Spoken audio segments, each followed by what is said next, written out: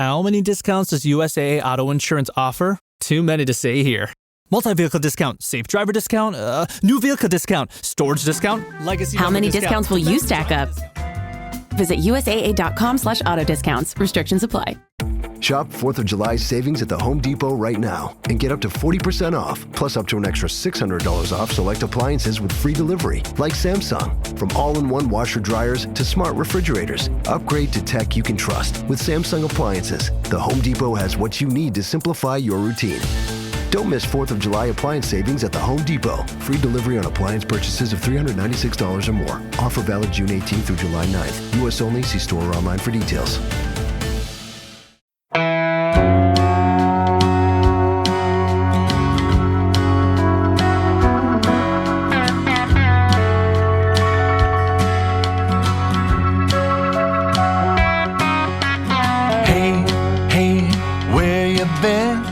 Buckeye Talk is about to begin. Hey, hey, hey, come on in.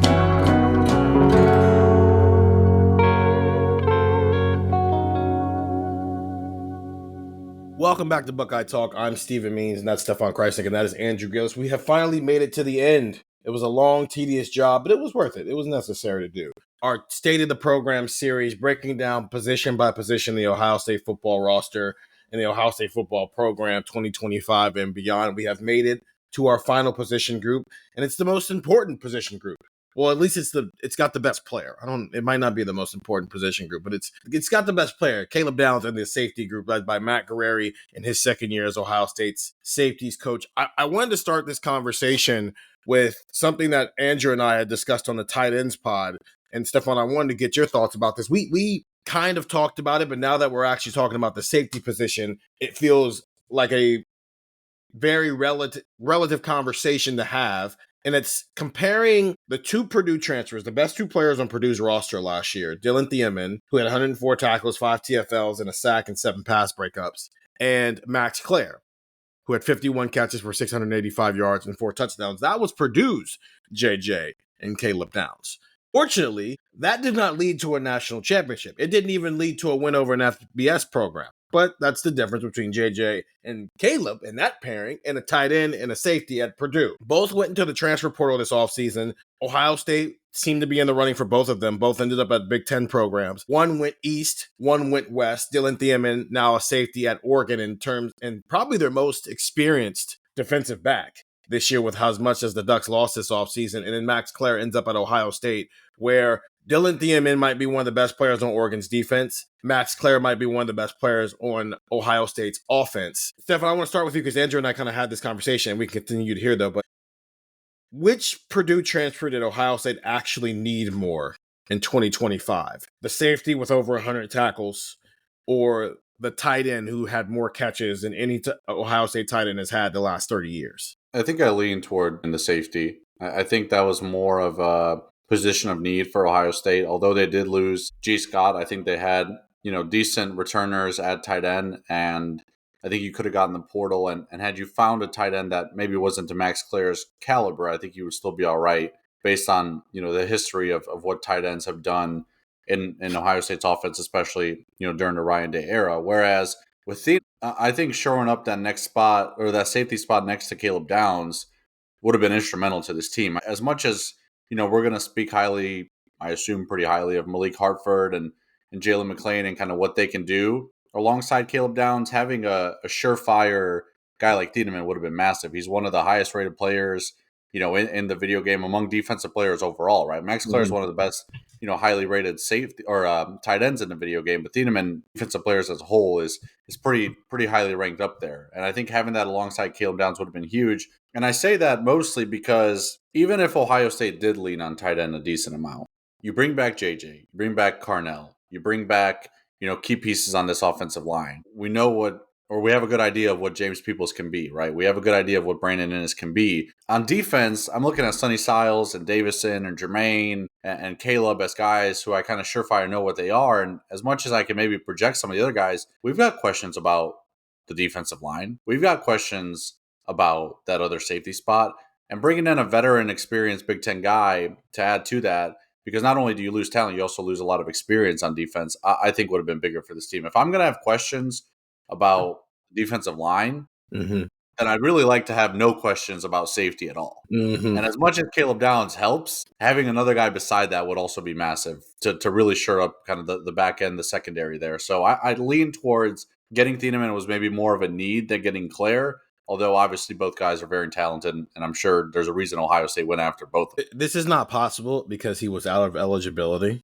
But Thieneman or a magical 6 year from Caleb I would have taken Lathan Ransom. same for you, Andrew. Okay, so like, how good is Thieneman really then? I guess. Like, is it because Stefan, you and I joke about this all the time, the idea of Caleb Downs had over 100 tackles at Alabama last year. We're always like, hey man, that wasn't, first of all, Caleb Downs is awesome, but that many tackles wasn't a good thing. So I guess this is more, is this a conversation, Andrew, of one was more about raising a ceiling and the other one was more about raising a floor in terms of Thieneman versus Claire? What they add to the rooms? Like, I pick Ransom over Thieneman, not necessarily because I think Ransom is 100% the better player, but he's experienced and we saw what he could do in the biggest games. And I haven't seen that from Thieneman. So as good as I think that he is, him playing for Purdue in an overtime game against Illinois when Purdue's season is over, like how much am I learning? Whereas Lathan, he showed up and took running backs out against Tennessee, against Oregon. Like on the biggest stage, he showed up.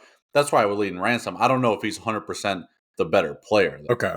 Do Yeah, you I agree? remember- Okay, go ahead, Andrew. I was gonna say, I remember when we were talking about this, like I asked you this question because I was like, if memory serves, it was something with the Jelani Thurman, Will Kazmarek, Bennett Christian trio of like, can one of those guys give you enough to where the difference from what you're getting in those guys compared to Max Clare is different from the difference from Thieneman to Malik Hartford or whoever's going to play on the back end. Yeah. And I think I lean Thieneman, and in terms of, the Thieneman-Clare conversation, I think Ransom, though, like Stefan said, the value there, the veteran experience, I think it is always a risk taking somebody who is transferring up. Like, could Dylan Thieneman be awesome for Oregon this year? Yeah. But like when you go from like school, though, big fish in a little pond to big fish in a big pond, it is interesting because like Purdue, you said Purdue was a Big Ten school early. Okay, wait, no, that's not fair. That's really not fair. bad. You can't do that to Dylan Thieneman, but then also in the same breath, a guy who came from that exact same program say he might have X amount of catches, Okay, that's X amount of, fair. I'm saying? Like, they're both point. coming from they're both from, That's a fair point. they're in the Big Ten neighborhood. They're just not the head of the HOA. They just follow the rules of the HOA and benefit from being in the HOA. But we can't. Thieneman had 11 tackles against Ohio State. Like, Yeah. That's what I'm saying. they needed him to get tackles, which is not a good thing, but he got tackles. I mean, yeah, he did have 11 tackles, but that's also because, like, they were at this. Hey, but someone had to make the tackle eventually. Unfortunately for Purdue, it was the third line of defense, but Yeah, he got there. 32 and 1 were like living in the second level of Purdue's defense all day. But sure. Okay. I get it. There's a question mark about who is Caleb Downs' running mate. And if you can secure that with a guy who is one of the 5 best safeties returning in college football this year, I can get behind that. But I am also, some of this because I saw Malik Hartford walking around this summer. He looks ready. I think Jalen McClain looks ready. I think Max Clare, in a world where they might throw the ball around the yard this year, the more weapons, the better, because the less that means teams can just go sell out on number 4. Because you can't if you got to worry about 17, about 85, and about 1. If the more weapons that Julian Sand has at his disposal, the more weapons that a first-year starting quarterback, a first-year play caller has, I think the better. Wow. I am willing to bank on Malik Hartford and Jalen McClain maybe being ready, and we can get more into that in a minute. But okay, I get why you guys went Thieneman, because one is like, okay, now you don't have to worry about it at all. While the other one is just like, oh, what more can they do with a position they never do anything with anyway? Let's talk about Caleb. Former 5-star safety turned 5-star player, was a second-team All-American in 2023 during his lone year at Alabama, came up to Ohio State, 82 tackles, 8 tackles for loss, a half sack, 2 interceptions, a pass breakup. He was a consensus first. I think he might have been a unanimous first-team All-American, in fact. He had a punt return for a touchdown, and he played the second most snaps of any Ohio State football player last year, 917 snaps. That was second only to Josh Fryer, who played 928 snaps last year. So he's the only guy who's returning who played 900 plus snaps. The only other guy on the roster last year to play plus 900 snaps was Will Howard with 912. He's awesome. Where do we want to see him get better? Andrew, I want to start with you. What's the one place that you feel like you would like to see Caleb be a little better here in 2025? One, because you just want to see the continued growth from him, but also because this team might need him. If he was a 8 out of 10 at it in 2024, he needs to be like a 9.5 out of 10 at it in 2025. Yeah, that is kind of funny because it's like, all right, he's the best defensive player, I think, in the sport. I think the area that Ohio State could probably use some of a bump here would be turnovers. He had 2 interceptions last year. Like if you're going to play him all over the field, like if you're going to play him kind of like down in the box, down towards the line of scrimmage, in the slot, up high, you would like to see some turnovers made. He had 2 interceptions last year, no forced fumbles. I think that is probably where you could like to see Caleb Downs make an impact, especially if like you could think this defensive line is going to be fine. Like you could be optimistic about this defensive line, but I mean the defensive line is losing a ton of talent, and if you're going to get less pressure on the quarterback, creating negative plays is going to be a really big impetus, I think, for the 2025 defense. And that might be in the negative play range on the back end. Rather than a sack, it's a turnover, right? Rather than, a tackle for loss, it's a forced fumble. I think that's probably where you look at with Caleb, just because you haven't really seen that in his game a ton. And I know it's hard for safeties. Interceptions can very much be random. Forced fumbles are interesting. Sometimes it's you just put your helmet in the right spot. I mean, sometimes you have the peanut punch going on. Like sometimes it's, skill, sometimes it's not. But I think Ohio State could really use and be on the beneficiary of some kind of turnover margin, going into 2025. That to me is probably the area where you're like, man, if Caleb does that, like if he ends with a couple interceptions, a couple fumbles or fumbles forced, fumbles recovered, like we're probably talking Heisman votes at that. Where do you want to see him get better, Stefan? I think there's a vocal aspect of it, of where he probably needs to grow a bit. Obviously he was still a new guy, coming into Ohio State last year, and I think he was very much a lead by example guy. I think we heard coaches and players say that of, everyone respected him because they saw the work he put in. He was, as cliche as it sounds, he was very often the last guy off the practice field. And we all got to see that, on the days that we had post-practice media availability. I think there is a vocal aspect to it. And, maybe going back to our greatest Buckeye conversation of the Buckeye aura thing, it's hard in your first year as a transfer for another program to come in and kind of be the face of the Buckeyes and be the face of Ohio State. But, he's one of the veterans on the team now. And he's one of the guys who played a crucial role in helping his team win a national title last year. And he's one of the 3 going to Vegas for media days, right? Like that's some kind of symbol of what you mean in that locker room and the voice that you have. I understand he's one of the best players in college football, and that's probably another reason to send him to an event like that. But also there is who are the 3 guys going to be the voice of your program at Big Ten Media Days? And I think having him go has somewhat, importance in him being chosen. So I think he is growing in that way, and I think he's becoming probably a bit more of a vocal leader for this team. But I think that is maybe something that he was a huge lead by example guy last year, and for a team that's young and turning over a lot of its roster, I think growing a bit in the vocal aspect probably doesn't hurt. What's the best thing about Caleb Downs? I think his football IQ and knack of just knowing angles, where to be on the field, things of that nature. Do you remember that play against Michigan State? He was 10 yards off the ball. I think they ran like a counter or a sweep or a jet sweep, whatever it was, to the outside. Caleb was in the backfield within a second. Yeah. Because you're right, Stefan. I just wanted to use that as an example because I think that was probably one of the plays that nobody really remembers, and I just remember in the press box my jaw was on the table because I was unbelievable. I remember he did a availability either during spring ball or leading up to it, where I asked him about, we talked about it a ton on this pod, the shoestring tackles that he makes. And at some point, it's not just a lucky tackle where you trip the guy up. He's doing it more than anyone. I think I asked him how are you so good at that? And he talked about studying angles and knowing the that's the kind that's an element of football IQ where you can't teach that. Yeah, he's really strong. He's got really strong arms. They could trip a guy up, but he knows the angle to take on a guy that looks like he's about to beat him. Like there's elements like that where it's just, I don't want to say it's natural because I think that maybe takes away from how much he studies the game. But like it's really hard to teach stuff like that. So he's smart. Yes. Like, and I know I just like dumbed down everything you guys just He's said. smart and incredibly gifted and physically, and it's a great combination of two things. Sure. And the gifted stuff, this is Power 4 high level college football. Physically gifted stuff kind of comes with the territory. The mind part of it is because Andrew, the play you brought, like he diagnosed it and went. And I mean, let's just bring another guy into the situation. We have been waiting for CJ Hicks to be that. Like, imagine if CJ Hicks was like diagnosed and he goes and gets it. And Lathan Ransom was like this too, but it felt like Lathan Ransom was like this because he had been playing football for 5 years and had been a key contributor for 4 of those 5 years. Like from day one at Alabama, it was like, this is happening, I'm gone.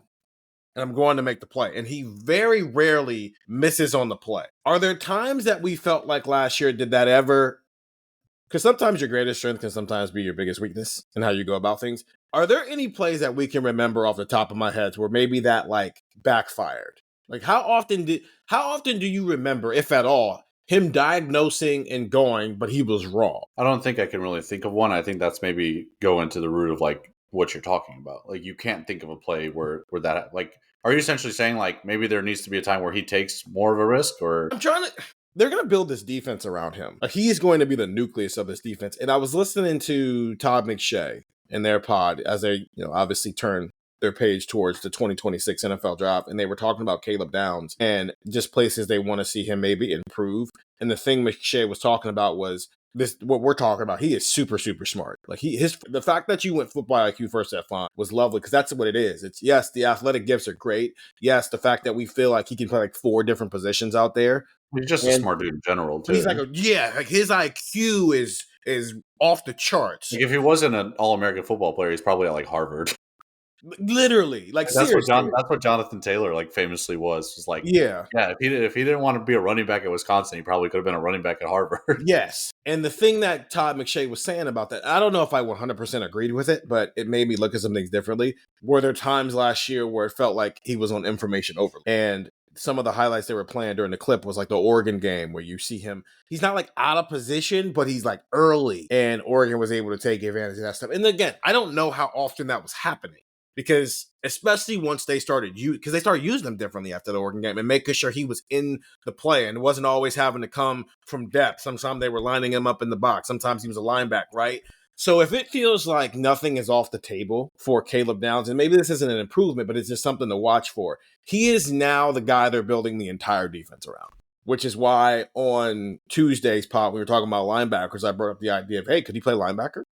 Like, not actually play linebacker, but they have him lined up there a lot more often. And so it frees you up to bring Sonny Styles and Arvell Reese on blitzes a little bit more often because you've got Caleb Downs in the middle of the field, essentially just being a hawk, being literally Ed Reed for the Ravens. He's literally Ed Reed. But when you do that with a player, when your defense is essentially 10 guys have a job and Caleb Downs' job is to just be Caleb Downs in every possession, it puts even more of an emphasis on he has to be right. So I looked this up because I thought about it, but I didn't want to say it in case I was wrong. The one play that I could think of was Alex Orji had a run in the first quarter of the Michigan game. Mm-hmm. And I pulled it up and it wasn't even, Caleb was not even what I would consider the number one fault on this play, but I think this is pretty much what Caleb Downs is in this regard. It was 3rd and 3. Ohio State was up 3-0. Michigan's on its own side of the field, and they run like one of those like read option plays where it's not really a read option play. The running back just kind of leads through the hole. Yeah. Sonny should have kept outside contain, and he didn't. But Caleb bit inside, and Alex Orji bounced it, took it down the field, took it down into Ohio State territory. And then guess what happened? Caleb Downs shows up, sees like the tight end of the fullback coming across, knocks him back about a yard, realizes Orji's gone, and chases him down and makes the play 25 yards down the field. So I think that's a pretty good example of like Caleb is the kind of player where like IQ meets athleticism and IQ meets ability. Because you could be the smartest guy in the world. Like I could be the greatest diagnoser of football plays in the world. And if you put me out there, I'm not making any tackles because I'm not fast enough and strong enough to do that. Caleb is able to do that. So I think that is, what Caleb Downs' superpower is, the blending of those two things. I think it is the IQ because not many people have that. And that's what makes him unique. But in a scenario like that where hey, look, frankly, he bit inside. He didn't need to bite inside. Sonny should have probably made the play first, but Caleb is able to just knock the fullback back and then chase down Alex Orji down the field. And even if it wasn't really a terrible play by Caleb Downs, he still kind of made up for it. So it's one of those things where his bad isn't really all that bad. And even when it does go bad, he can kind of make up for it because he has that athletic ability. I like that play. Actually, now that you've said it, I know exactly what play you're talking about. If Sonny Styles, Caleb bit inside. It was Sonny Styles' fault, frankly. If he keeps contained, then Caleb makes the play in the hole instead of down the field. But I think that's part of what I'm getting to here is Caleb's awesome, so he was able to make up for that. But also the pieces around him are awesome, so they were able to make up for that together. This is a younger defense. So Sonny doesn't keep contained. Caleb is early and doesn't make the tackle. Okay, who's to say next time that doesn't go for a touchdown? Because, again, the pieces around Caleb, he has to be that much better until the rest of these guys around him, Sonny and Davis and Igbinosin, and I would even throw Jermaine Matthews in that. There are 4 guys who have played an abundance of meaningful snaps in big games on this team right now. Jermaine Matthews, because he has starts against high-level Big Ten opponents. He started against Penn State in 2023, and he's also been a rotating guy in.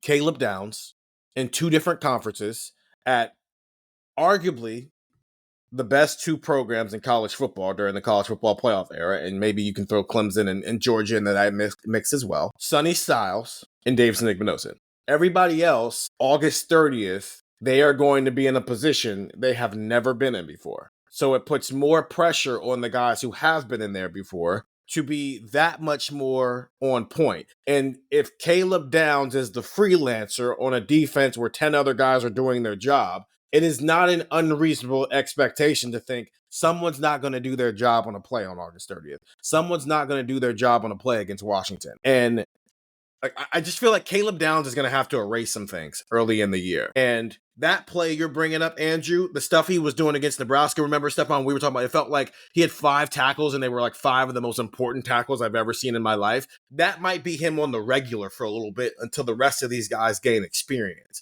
And so he's not bad at it. I mean, PFF has him down for 10 missed tackles last year, and that's not even in the top 60 nationally. So like, he's not bad at it. It's just Brian Hartline calls it working in the 1 percentile of like, you're trying to improve on something that like the naked eye can't even notice you improved on. And I think that's where Caleb Downs has to operate until guys gain experience. And that is the difference between the world he is living in as Ohio State's best defensive player and the world that JJ is living in as Ohio State's best offensive player. Is right now, maybe this is a crazy statement as we transition to who is more valuable. Ohio State's second best offensive player, in my opinion, is closer to JJ in terms of gap than Ohio State's defensive player is as close as Caleb Downs in terms of gap right now. So for me, Caleb is a little bit more valuable in 2025, especially early on in the year. Well, so we talked about this with the cornerbacks pod. I think Stefan said under 1.5 first-round draft picks. Yes. Like how many first-round draft picks on defense are going to start week 1? Caleb, and then so the other 10. I mean, you have Edric Houston, I think, is a first-round draft pick. It's Caden McDonald. I don't feel comfortable about the edges right now. Do we think Sonny Styles maybe? Versus the others.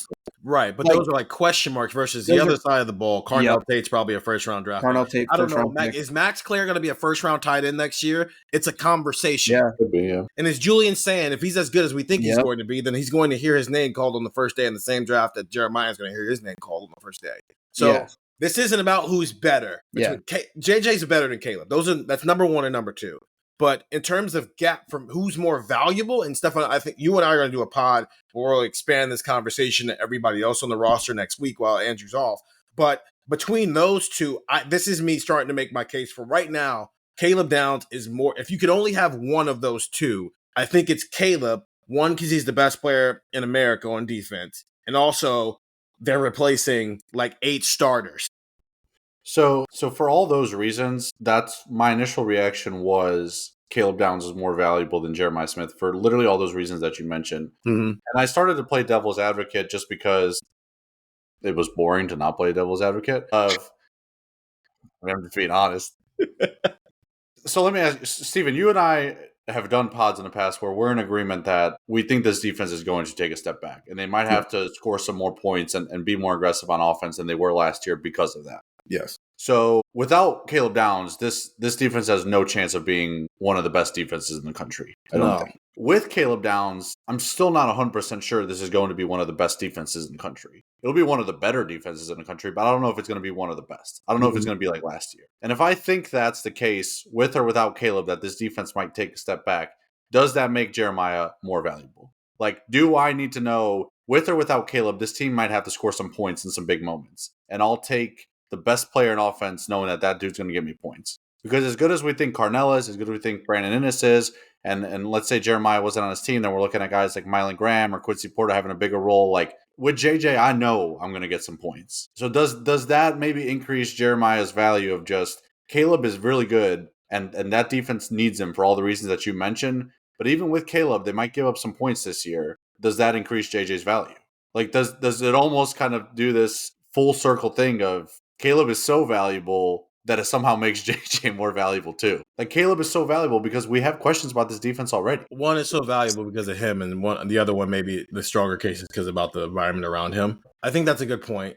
I think the difference is JJ is not completely autonomous in whether or not he scores. JJ still, like, Julian still has to be, like, his floor has to be 2 levels higher than where Kyle McCord was, right? We can say what we want about Kyle McCord. Guess who he didn't have a problem getting the ball to? Right. Caleb doesn't need some, and part of this because he plays safety. If Caleb Downs played defensive end, what's the answer? Just get the ball out quick. If Caleb Downs played middle linebacker, okay, try to get that Mike linebacker on a running back out in space. Let your running back do the work. If he played corner, okay, we just not going to throw to that side. Corners don't follow in college football. They barely follow in the NFL anymore. Caleb plays safety. So he is constantly in the middle of you can't avoid him. Mm-hmm. Texas just showed us they can make this a non-JJ game. Now, is Ohio State maybe better equipped to do some things this year to make sure that doesn't happen again? Sure. Like moving JJ around, maybe putting him in the slot a little bit, not always having just backside of formation. Maybe he's even JJ as a decoy is a valuable piece. And right. And JJ has the point of the matter is he still is reliant on the offensive line has to hold up so Julian Sand can make the throw. Julian Sand has to make the throw. Texas has to respect Ohio State's run enough because we know JJ can catch over 3 people, but he's got to catch that 7 times. It's not, you know what I'm saying? That's just not. How does Texas avoid Caleb Downs? How does Penn State or anybody else avoid Caleb Downs when he's literally the last defensive play, the last throw of Quinn Ewers' career? Caleb is just chilling in the middle of the field. He's not covering anybody. He's just chilling there. And Quinn tries to make a throw, and Caleb goes, "Hey, I've been sitting here the entire time." It's the most forgotten game-sealing interception in the history of football. Yes, because it would have happened literally 5 minutes before that. But it's very much. Yes, you are right. You don't have worry about JJ's ability to do whatever needs to be done to win the football game.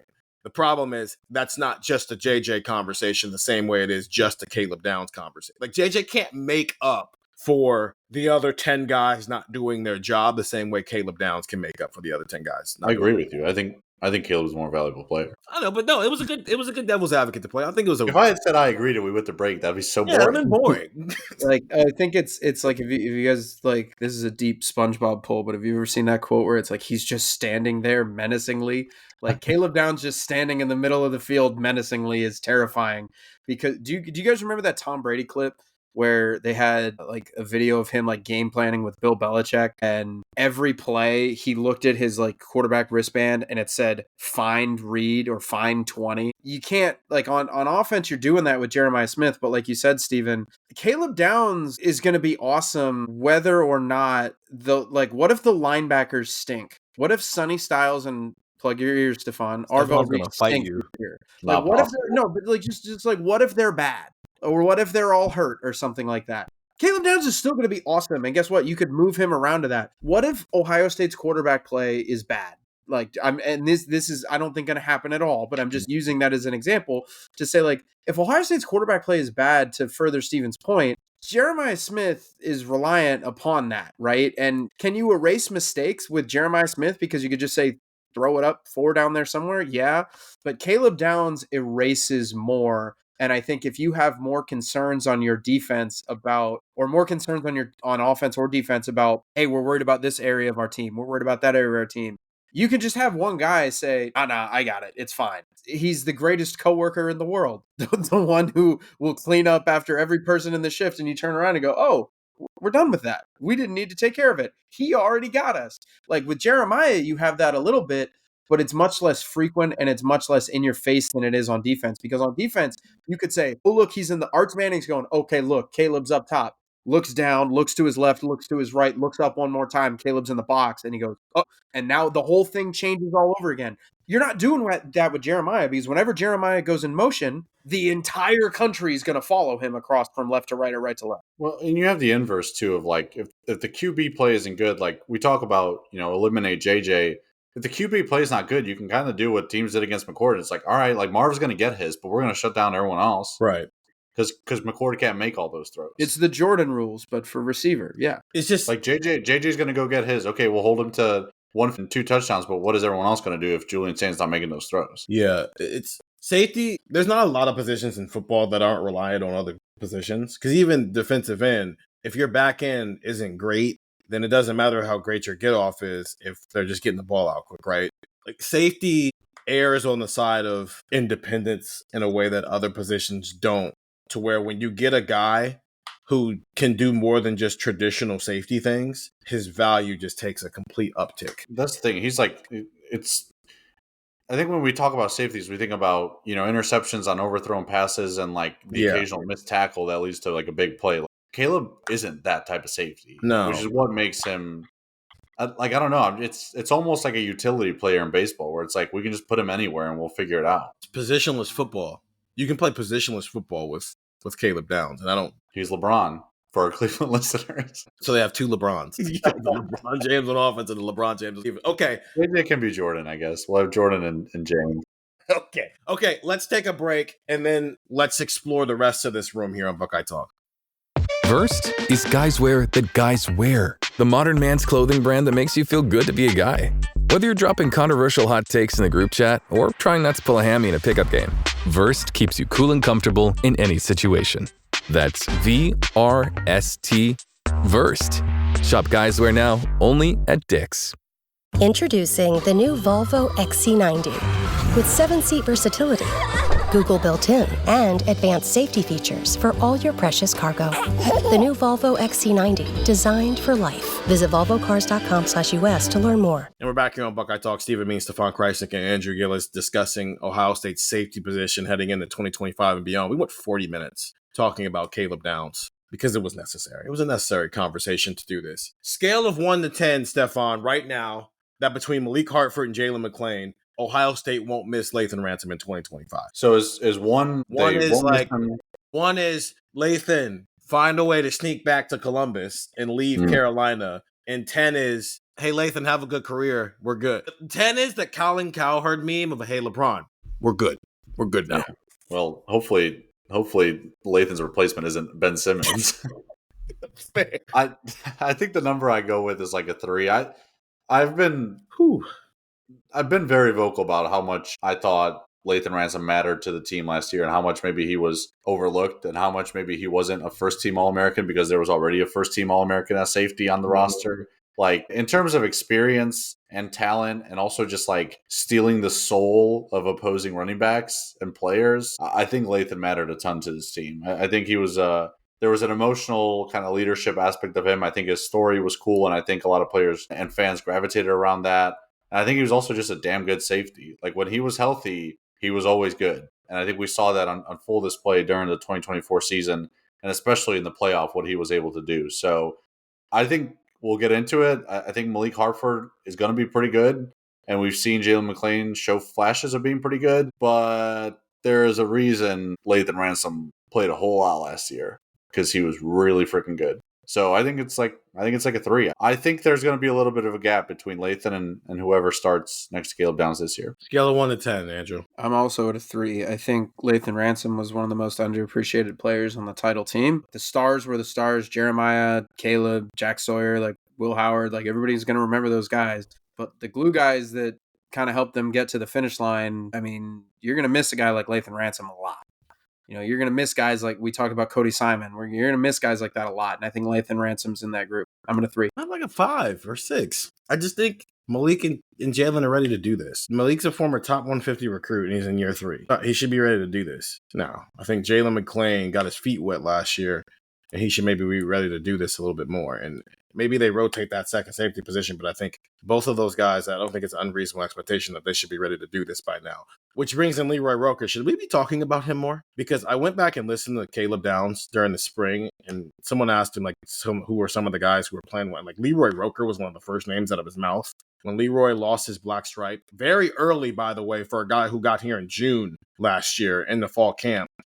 Malik Hooker was a name people were throwing around, and I know that you can go, okay, calm down. Malik Hooker had 7 interceptions and 4 pick sixes and was the first round draft pick.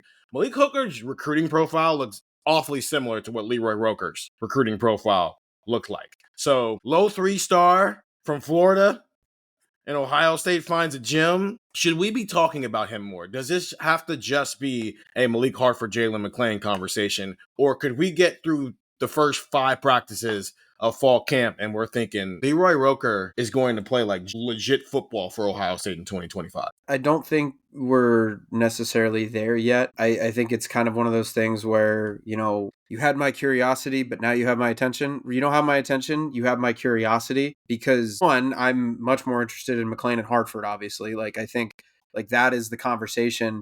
So it's okay, well then is Roker that 4th guy who we can be talking about? I also really like Fahim Delane, and Roker's only in his 2nd year. Fahim Delane is in his 1st year. So, we'll see what happens there, but Fahim Delane was an early enrollee. Fahim Delane was here for the spring. So to me, it's a question of which guy do you want to talk about? And I think that is when we'll get that answer. It's, should we be talking about Leroy Roker more? Maybe, but I think that's a conversation for August 8th, whatever the practice schedule is. After we see a few practices of them in pads, and after we see a few practices of them moving around, Leroy Roker making plays or not making plays, or Fahim Delane making plays or not making plays. That to me, I know this gets a little bit into our next point, but that to me is the question. I don't think we're necessarily missing the boat by not talking about him right now. I'm interested to see who Ohio State's 4th safety is going to be, but I'm not willing to say that we should be talking about Leroy Roker more because I'm not sure it's Leroy Roker. I think his development is important. I think it's why we're maybe not talking about Keenan Nelson a ton, because if Leroy Roker hasn't been developing, then that maybe would be a bit more of a notable miss. But you've got some decent depth, because Fahim Delane we talk a lot about and kind of what he can do as a young player. Now Leroy Roker coming around, all of a sudden, maybe we don't know who that guy starting alongside Caleb Downs is yet, but you've got 3 or 4 options that, at least with the future of the room, you feel okay with. Whereas if Leroy wasn't coming around, then we'd be saying, all right, well, it kind of doesn't help that the whole Keenan Nelson situation didn't work out, because now all of a sudden your depth is Malik Hartford, Jalen McClain, and a freshman. Yeah, I'm not really sure what's happening with that Keenan Nelson situation. He didn't play at all last year. And then I think he was with the injured group a lot in the spring. So maybe he wasn't healthy in the spring, but everything else that's happened at safety makes it okay to just kind of be yeah, maybe that's just not going to work out. Yeah. I think he's just a special teamer at this point. That's the way you just have to treat it. He's a special team guy. And that's fine. But then, they've had 2 transfer portal additions that they brought in since they took over that have just not turned into anything. And so I'm not going to gripe about it. Vic Cutler came here and didn't play a snap, and then he left, and I think he was at Louisville last year. And now Keenan Nelson, he came in here from South Carolina, and no, there was no expectation that he was going to start last year because you had Lathan and Caleb. But I don't know, you get a guy in the transfer portal and you bring him in here maybe as a more experienced guy, and he's your starter next to Caleb Downs in 2025. I don't think that was an unreasonable thing to ask for. So I'm a little confused about that one, but you're right, Stefan. It's not that big of a deal because of what Leroy Roker is doing. I guess, okay, let's bring Fahim Delane into this. You think he might play meaningful snaps in 2025, Andrew? Yeah, I think that this is a kid where, you're not he's not seeing the field against Texas. That's not going to happen. But I think this is a situation where you get deeper into the year and you go, okay, maybe. Maybe you get to the midway point of the year and he's in that 2 deep where, it's Downs and Hartford, let's say, I don't think it's crazy to suggest that McLean and Delane is your 3-4, is your next safety tandem. Fahim Delane, I mean, Guerreri talked about this during camp, is just how aggressive he is and how, how good of a hitter he is and how willing he is to kind of stick his nose in things. And yeah, I don't think that that's unreasonable to suggest Fahim Delane is finding himself in the 2 deep. And at that point, I mean, you're entering the game when Ohio State's up by 38 against Purdue in November. At that point, when Ohio State's stomping Minnesota in early October, you're entering the game. So yeah, I think Fahim Delane has a chance to see some snaps, because I don't think it's unreasonable to suggest that a kid who was he was a top 50 prospect. I looked this up the other day. He's not now, because for some reason rankings change after kids enroll, and I've never understood that. But this was a borderline 5-star kid, and I mean, at a position where I don't think this is necessarily pessimistic, but we do have questions about the safety depth and what it looks like.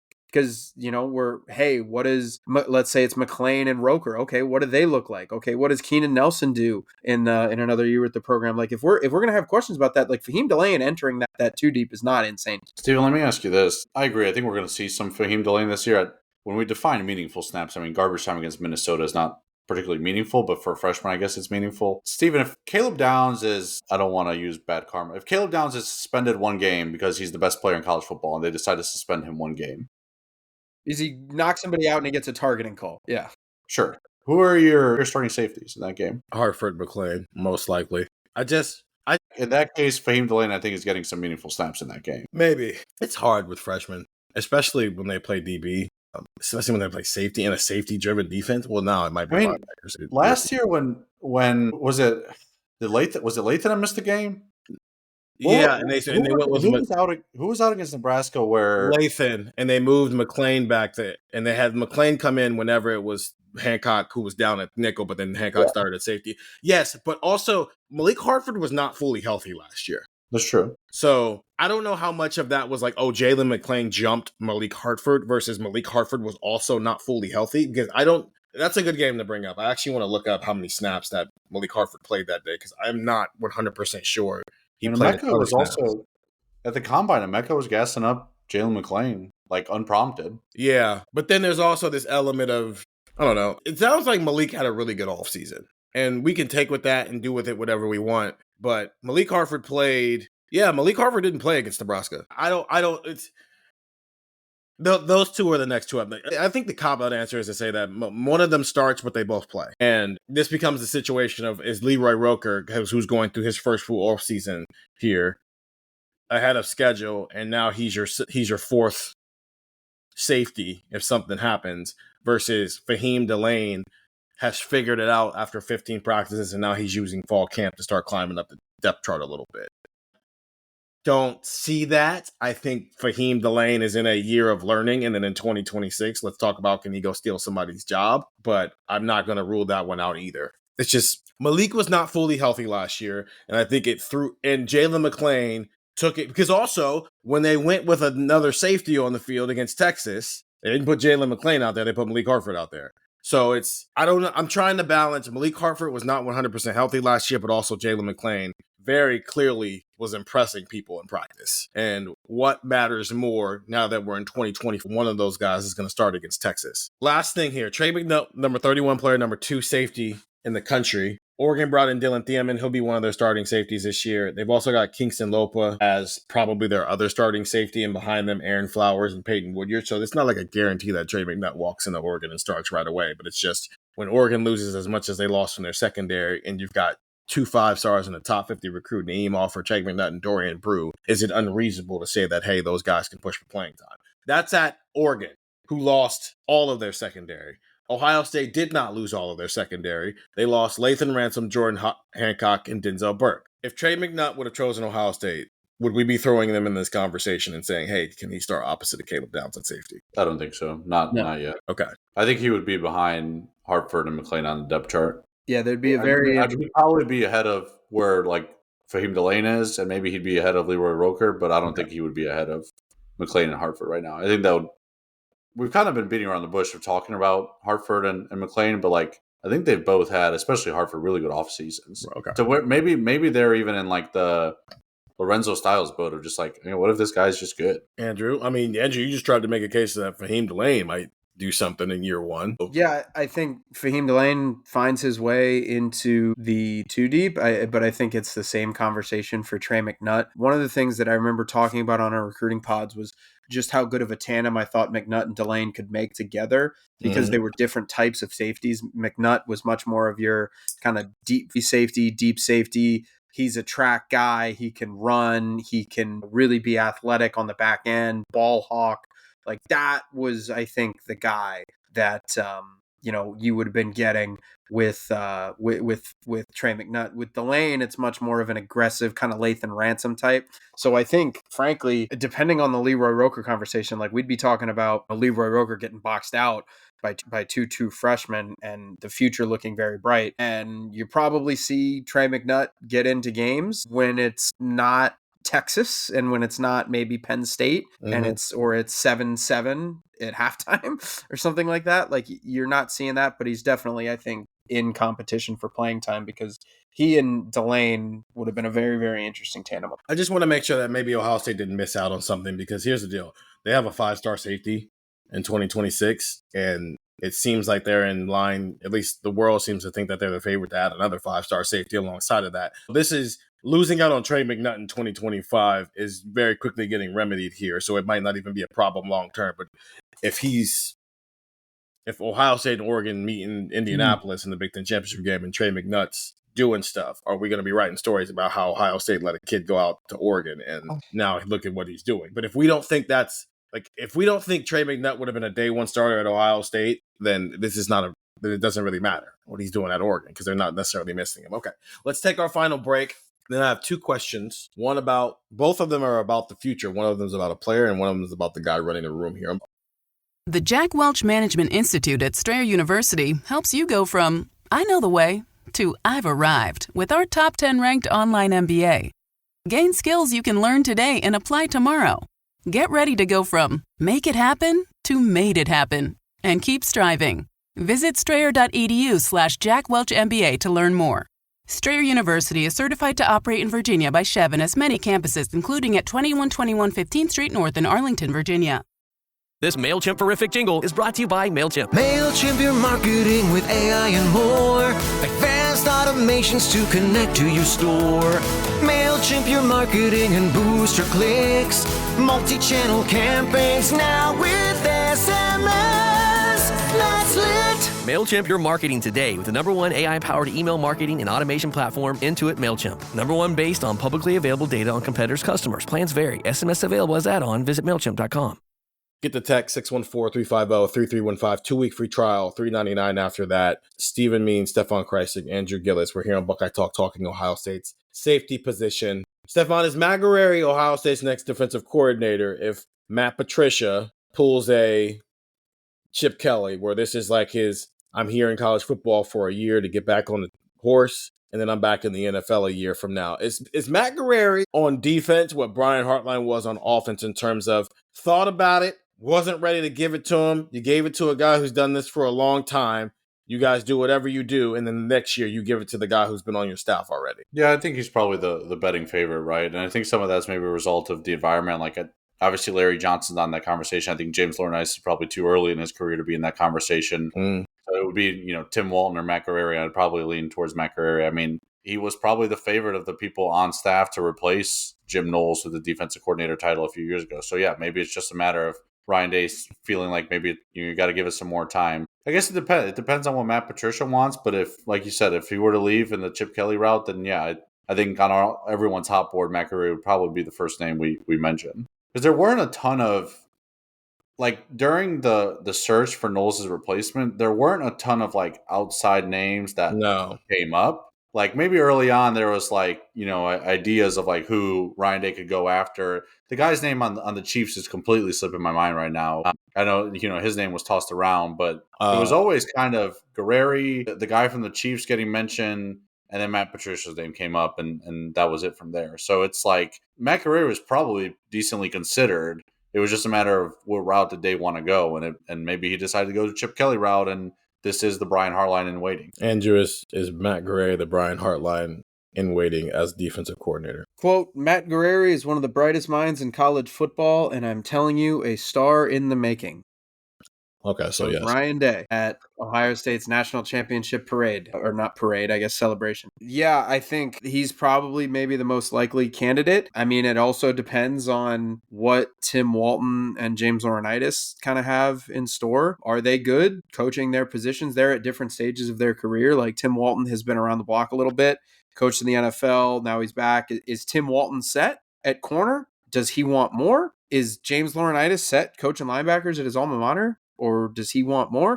I'm interested to see kind of how that would unfold, because you do have 3 really, really good position coaches in that realm. Mm-hmm. But Matt Guerrieri, again, I mean, Guerrieri is one of those guys where if Guerrieri wants more and it doesn't happen here, he will have options to go elsewhere, because his recruiting has been very impressive. I think, obviously when you have Caleb Downs, we talked about erase mistakes on the field. He can erase mistakes in the press box too, for when, maybe a coach calls the wrong thing or it's not the best formation for a specific player, specific series. So, Guerrieri's going to have choices if he wants it. And I do think you're right. If Patricia decides, you know what, I'm getting back to the NFL, Guerrieri is probably the number one guy. Like if we get to the end of the year and Matt Patricia says, hey guys, I'm going to go be the defensive coordinator for the Broncos, Matt Guerrieri is the first person we're talking. And I think what helps is the thing that separates him from Hartline in this situation is he's been a play caller before, right? He called plays at Indiana the year before. In the Big Ten.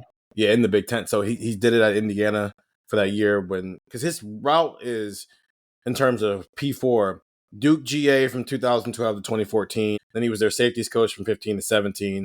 And then he was their co-defensive coordinator from 18 to 21.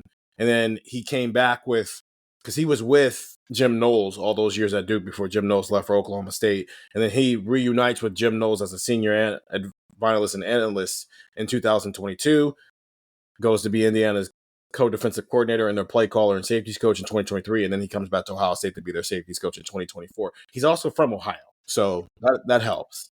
If I were to do like a devil's advocate thing, though, like maybe this isn't fair to say, let me know, like was some of the appeal, I guess, of Matt Guerrieri in January and February the fact that Jim Knowles was the one who left and Jim Knowles was the guy you're replacing, and this guy knows Jim Knowles' defense as well as anyone. Whereas if it's January 2026 and now you're getting past Matt Patricia's defense, is he still as appealing? I think probably yeah.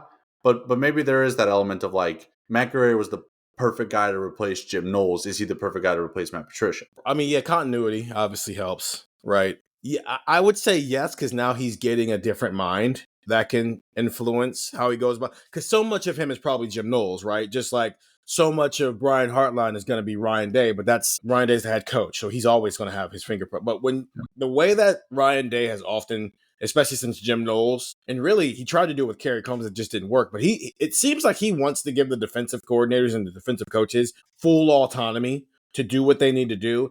And if he's in the room, it's because he's trying to figure out what the heck is going on versus being super hands-on and in the way. Like Jim Knowles, up until the Oregon game, I don't think Ryan Day was like over his shoulder. And even after that, he wasn't over his shoulder. He's just a head coach. He's literally your boss. His job is to tell you, hey, you're not doing your job well. Let's get better at this. So because of that, I think Matt Guerrieri getting to spend a year around Matt Patricia, who is a linebacker coach by trade, and it's just maybe bringing in some fresh ideas and a new perspective, but also as a guy who can maybe transition Ohio State if it feels like they're going to be a little bit more multiple and not just be 4 down front anymore. This is a guy who has specialized in that for literally 20 years. I think it just gives Matt Guerrieri more, along with the fact that he's got a 5-star safety coming in next year. He might just be a little bit more ready to your point, not just run the Jim Knowles defense, but run a defense that maximizes where Ohio State's personnel on defense might be 12 months from now versus where it is right now. Brian Hartline learned from Ryan Day, the pass guru, and then they brought in Chip Kelly, and he got to learn a little bit from the run game guru. Yep. And now Matt Guerrieri learned from Jim Knowles, and now he gets to learn from a different guy. Yeah. And then maybe that, maybe Ryan Day feels like Brian Hartline's more complete because he got to learn from a run game guy like Chip Kelly. Maybe Ryan Day is going to feel like Matt Guerrieri is more complete because he got to learn from however you want to label Matt Patricia compared to Jim Knowles. And I don't hate it because I think I love it because last year, I don't think Ryan Day could get playing calling the Brian Hartline. There was too much on the line. You had this veteran roster, two really good, like you couldn't have any question marks about what was going on with the offense. And we didn't until they put up 10 points against Michigan. I think because of where the defense is right now, it's so young. I understand not wanting to put a guy who, yes, he's called plays in the Big Ten before, but he hasn't called plays in, up until last year, a high level top tier 1 Big Ten program before. And when you have this much new, it's nice to have someone who knows who's done it before. And that's what he had on offense with Chip Kelly before, and that's what he has with Matt Patricia now. I'm coming around on the Matt Patricia hire, by the way. I'm not as harsh about it as I was maybe in February when it happened. Next year, though, in 2026, when, yes, you're losing Caleb Downs and Davison Igbinosun and Sonny Styles, but I mean, you can make a case that everybody else who's going to play a lot of meaningful snaps, not named Lorenzo Styles, is going to be back potentially. So it's just going to be an older roster again in 2026, and that's when you can hand it over to Matt Guerrieri. I like that idea of doing this. Speaking of 5-star safeties, so Ohio State has not signed a 5-star safety since Von Bell in 2013, who was a number 26 player, number 2 safety in that 2013 recruiting class. Urban Meyer often says that's the most important recruit that he signed as Ohio State football's head coach because it opened the door for what we see now as Ohio State as a recruiting juggernaut. Because from that, you got Bosa, you got Ezekiel Elliott, you got Nick Bosa, you got the 2017 recruiting class with Chase Young and Jeff Okuda and JK. Like that opened the door because he went in there and the entire pitch was, we need guys like you to beat schools like down here where you're from. And they finished second for Caleb Downs, but they lost the battle, but they won the war because they have Caleb now. But now they're going to get Blaine Bradford, who has shut down his recruitment. He didn't visit anywhere else but Ohio State. He's a number 26 player and a number 3 safety in the country in the 2026 recruiting class. They might get Braylon Womack too in August, but he's still not on the table yet, so we can't talk about him right now. At least not in this capacity. Von Bell was awesome at Ohio State. Day 1 awesome. Caleb Downs was awesome at Alabama. Day 1. Caleb Downs is walking out of the door. Blaine Bradford is walking into the door. They took a picture together while they were on their visit, and they just look like they're brothers. Like Blaine Bradford just looks like Caleb Downs' little brother. What are year 1 expectations for Blaine Bradford, Andrew? Can this guy come in here and start day 1? I don't think it's crazy because everything you read about him and everything you hear about him and everything you watch on film and whatever kind of lets you know that this kid's physically going to be ready and this kid's going to be one of those guys. You know, he's a number 26 overall player right now in the class, in the composite ranking, number 3 safety. And I think more importantly, there's going to be an opening. Like there's going to be some competition there.